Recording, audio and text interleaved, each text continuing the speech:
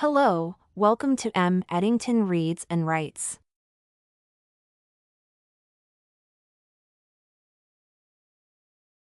Marius, his head bowed, finally gathered the courage to speak. His voice was filled with a mix of remorse and longing. Before, I didn't want you to hate me, Agniastra. Because the pain of losing your adoptive mother. But now, I find myself wishing for your anger, for your hatred. For in your presence, it becomes increasingly difficult to imagine a life without you. Agniastra, her heart aching, reached out and gently lifted Marius' head, her touch a caress of understanding. I have spent my entire life longing for a sense of belonging, Marius. To know who I truly am, to find a place where I belong.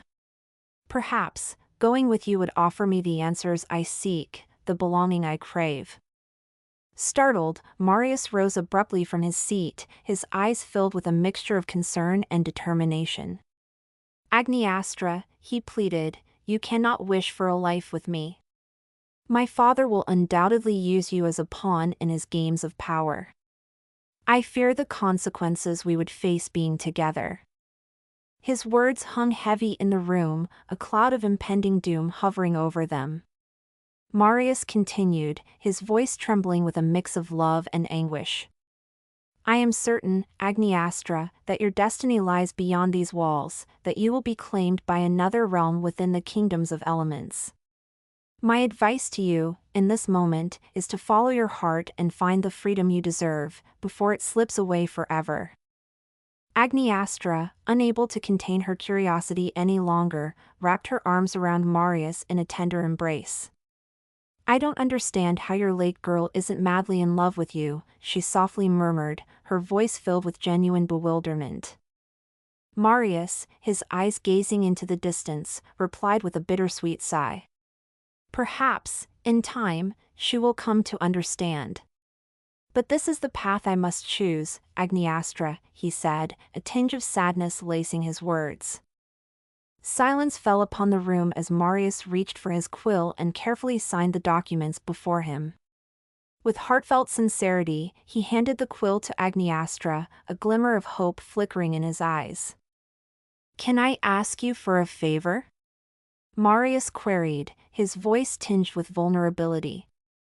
And please, remember, it's quite all right if you say no.